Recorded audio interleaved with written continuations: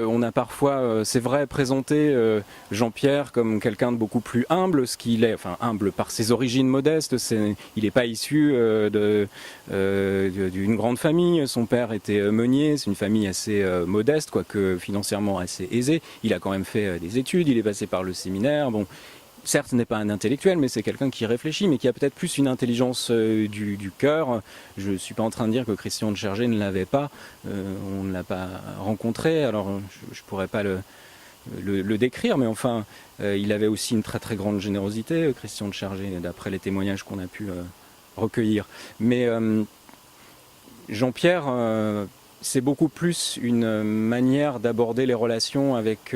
les musulmans dans la convivialité, la simplicité, parce qu'il considère que c'est par le cœur qu'on peut arriver à se comprendre et que finalement, si on fait trop appel à la raison, des obstacles vont surgir. On va essayer d'avoir raison, précisément, de faire triompher son point de vue sur celui de l'autre, et là, ça va coincer. Et quand c'est le cœur qui parle, on se rend compte peut-être plus facilement qu'on peut avoir des choses en commun, qu'on a les mêmes soucis, que avec nos parents c'était pas toujours évident, ou alors on a vécu au contraire de très très belles choses, et ça rapproche, c'est des choses essentielles, c'est une simplicité, et je crois que dans le message de Tibérine, ce qu'il y a de très très fort, c'est cette simplicité-là. Si Jean-Pierre est seul sur la couverture, s'il a accepté d'apparaître de cette façon, c'est pas spécialement contradictoire avec ses engagements monastiques, c'est simplement parce que c'est pour lui une manière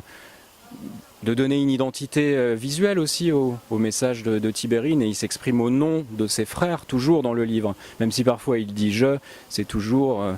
moi qui suis l'héritier de cette communauté, et c'est jamais moi Jean-Pierre Soumareur, je pense que jamais, c'est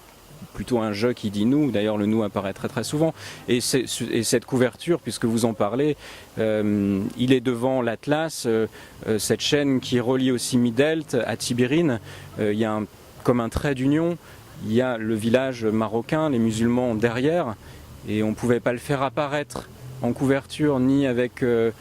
ses frères de Midelt, ni avec ceux de Tibérine, parce que le livre